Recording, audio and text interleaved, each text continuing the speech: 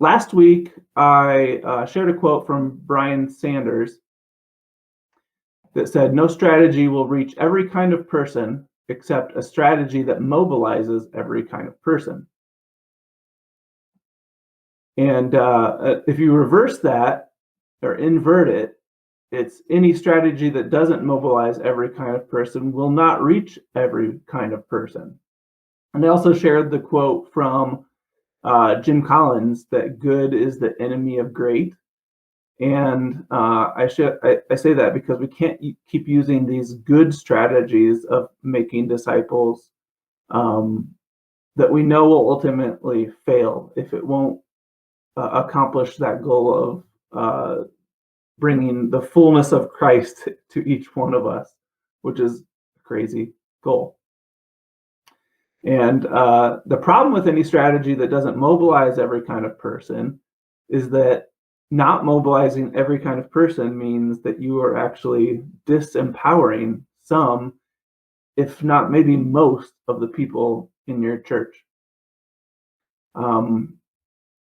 I think churches have gotten allured by the idea of specialization, a business or economic concept.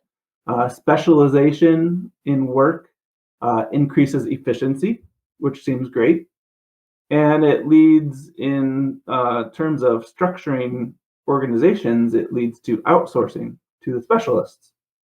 And these are great concepts in economics. But do you know why they're so great for economics?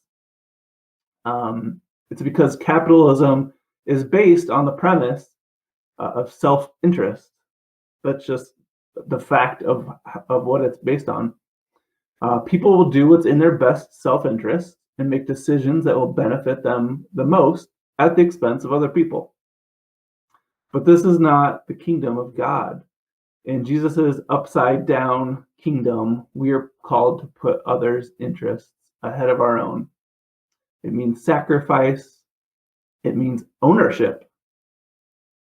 Every kind of person taking ownership of the ministry that God is calling them to. Now, anyone who's ever led anything in a church before would respond to that statement by saying, of course, I would love people to take ownership, but they won't. That seems to be the big problem in terms of getting, people to volunteer and engage in different things in churches. But I would pose this question. Is there room in your church for every single person to become a leader? Is there actually space for that? Has space been created for that to happen? Not have you created a few leadership roles for the ministries that you have created, as I'm saying this in the context of a pastor or church leader. Not that you've created a few leadership roles for the ministries that you've created and are looking for people to fill them. But is there room for every person to listen for what God is calling them to, and then you empowering them to follow that calling? If not, your church structure might be systemically disempowering, despite all good intentions of everyone involved. The structure is designed to get the results that it's currently getting.